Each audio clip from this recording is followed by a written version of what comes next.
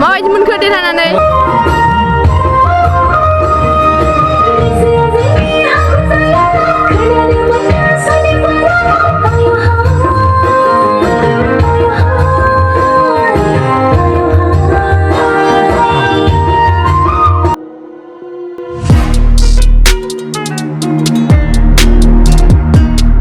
गिबियावनो रंजालि बैसागुनि गाहाम हामलायनायखौ जासिग्रोनाय जाबाय। गिबियावनो गांसे आर'नाइजों बरायनानै लाग्रोनो थाखाय आं खावलायनाय जाबाय।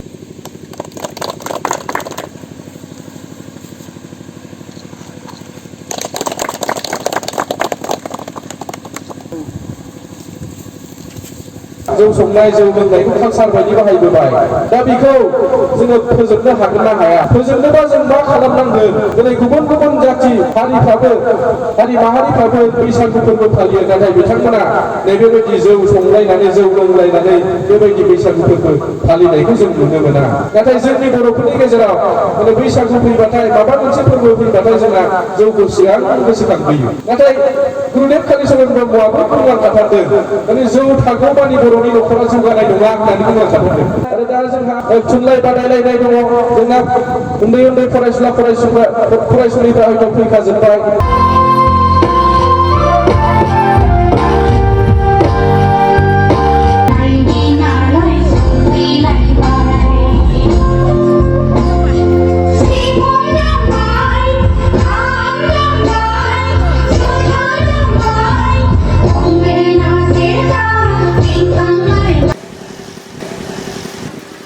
खदाला लहाखौ हाथायाव बायना लाबोनानै गननि सिफुं दाननानै दोनानै बानायो। आंनि मुङा श्री कीर्तनजय ब्रह्म आं पर्दा मिसननिफ्राय जानानै फैदों उन्दै बैसोआव हाबा लानाया मोजां मानो मोजां नङा जाखो आजिखालिलाय बेफोर कमनखासै जेरै नुखायो जोंबो जोंनि मेगनजोंनो दानि जुगाव मेरला आंनिबाथ' मोजांसो उन्दै बैसोआवनो हाबा जानाया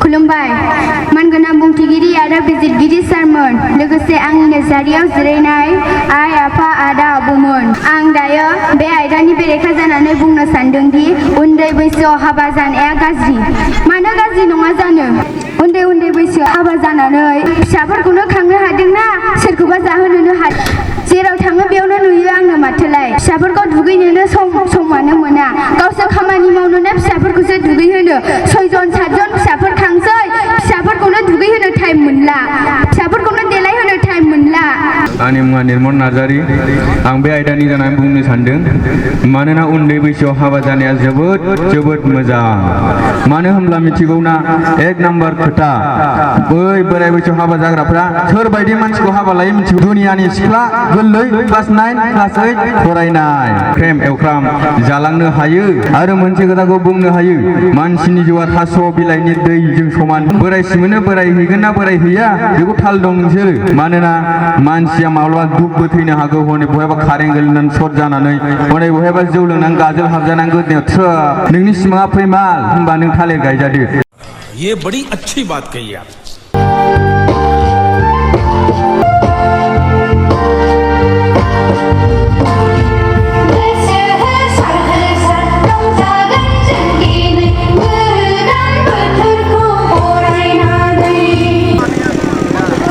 गाइस बिहू फेस्टिवल के टाइम पे हमारा गांव में कुछ गेम्स होते हैं आज मैं यहीं पे आई हूँ यहाँ पर बहुत सारे लोग हैं तो गेम स्टार्ट होने वाला है अभी बनाना के पेड़ पे तेल लगाते हैं वहीं पे लोगों को चढ़ना है चढ़ सकते हैं कि नहीं ऊपर एक निशान होगा रेड कलर का या फिर पैसा होगा मुझे ज़्यादा पता नहीं अभी हो रहा है बना रहा है पैसा भी रख सकते हैं ऊपर या रेड कलर का निशान कुछ कपड़ा भी रख सकते हैं उसको लेकर आना है जैसे भी करके तो अभी स्टार्ट हो रहा है गेम होने वाला है और उसके बाद मटकी तोड़ गेम होगा मटकी तोड़ मज़ा आएगा मुझे भी करने का मन है पर पता नहीं मुझे मिलेगा कि नहीं ये देखो गाइस स्टार्ट हो रहा है अभी तेल लगा रहा है अभी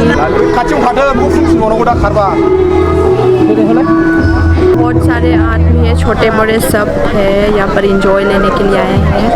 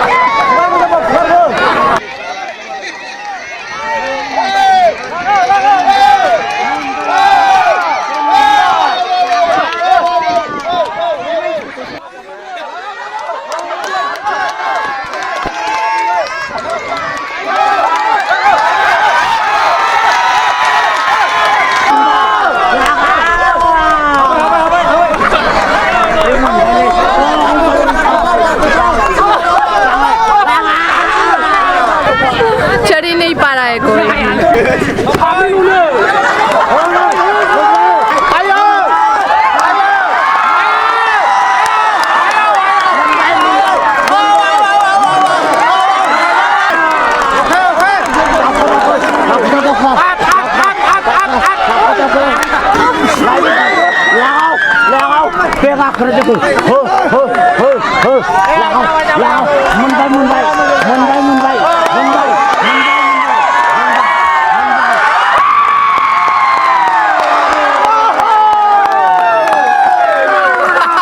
माबायदि मोनखो देरहानानै? मोजां मोनदों। देरहाग्राया बेनो दा फार्स्ट थाखाखौ मा खालामगोन नोङो? दा न'आव थासिगोन बे आंनि आखायाव।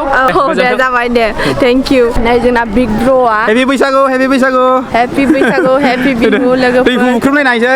एबार दैखौ बुख्रुबनाय जागोन, आंबो गेलेनो लुगैदोंमोन किन्तु एक्चुअली गाइस ये मटकी टोर गेम था बट मटकी नहीं है अभी, सो हमें बाल्टी से ही काम चलाना पड़ेगा। दी बन गया।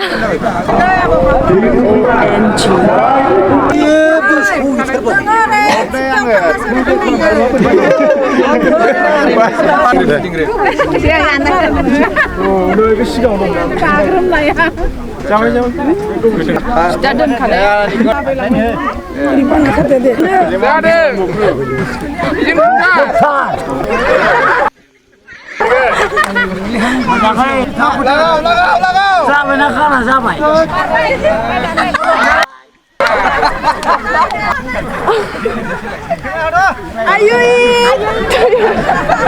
माबा मोनसे हरखाथारनांसिगौमोन।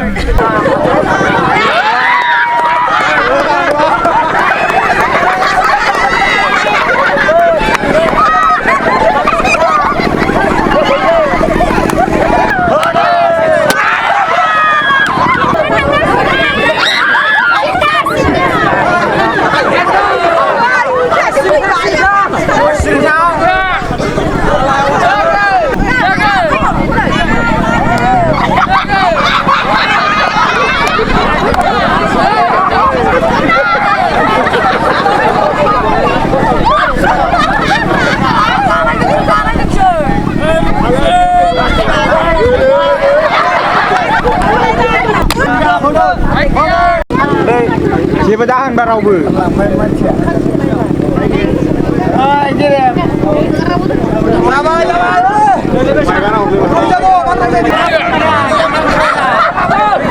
ओरै मानसि दं ओरै मानसि दं ओरै साइसे 1 2 3 4 5 6 7 8 9 बोरै जाखो Gini muna bra. Bentar mas.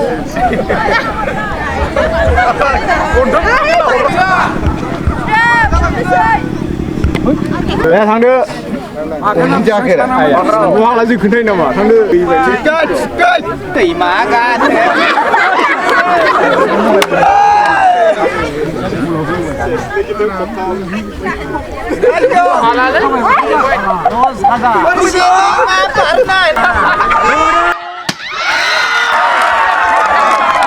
मटकिटर winner माबायदि मोनखो देरहानानै मा खालामगोन बे फैसाखौ बे फैसाखौ दायो आङो चकलेट जायसै बरा जानोसै आरोखि दोनला दोना लोगोफोरजों इन्टारेस्ट आं चिंक्लियाव सोनानैसो दोनगोन सानदोंमोन दे थैंक यू जैसे कि आप लोग देख रहे हैं हमारा बिहू हमारे रोंगजाली बैसागु ऐसे ही होते हैं और हर गांव में होते हैं, सिर्फ हमारे गांव में ही नहीं। जैसे कि आप लोग देख सकते हैं कि यहाँ पर प्रोग्राम हुआ है, तो इस प्रोग्राम में सबसे इंटरेस्टिंग बात ये है कि यहाँ पर गेम हुआ है, गेम एंड प्लस यहाँ पर डांस कंपटीशन और कुछ बच्चों की पोएम कंपटीशन या एक्सटेम्पोर स्पीच कंपटीशन ये सब हुआ है। ये हमें बहुत इंजॉय दिलाता है बिहू के टाइम पे। भैया मिनी या उनके ऑर्गेनाइज़र साइकों ब्रह्मो भैया और जंगदाव ब्रह्मो भैया और दादा मिनी, इन लोगों से कुछ बातें पूछना चाहती हूँ कि ये लोग मतलब कौन से क्लब से ऑर्गेनाइज़ किया है और कैसे किया है और क्या क्या गेम इसमें है। सो ये बात मैं उन लोगों से पूछना चाहती हूँ, तो बताइए। दिनैनि बे समाव नैबे यूट्यूब चेनेल दि बर' फेमिलि बेखौहाय आं जोंनि हादर अखाफोर क्लाब आरो लाइब्रेरिनि जानानै बे समाव साबायखर बावबाय, लोगोसे रंजालि गोदान बोसोर बैसागुनि गाहाम हामलायनायखौ बे समाव साफ्रोमबो नायगिरि बिथांमोननिसिम बे समाव जासिहरग्रोबाय। दा जोंहा दिनै खुंगा 5थि रंजालि बैसागु फोरबो फालिथाय, बे फालिथायजों लोब्बा लाखिनानै जोंहा माखासे हारिमु बादायलायनाय, लोगोसे थुनलाइयारि बादायलायनाय, लोगोसे माखासे गेलेमु बादायलायनाय। दा बे बादायलायनायखौ जों दिनैनि बे खुंगा रंजालि बैसागु फोरबो फालिथायजों लोब्बा लाखिनानै बेखौ बादायलायहोनाय जादों। Thank you so much. And thank please you. keep support the Boro Family YouTube channel. So guys, thank you so much.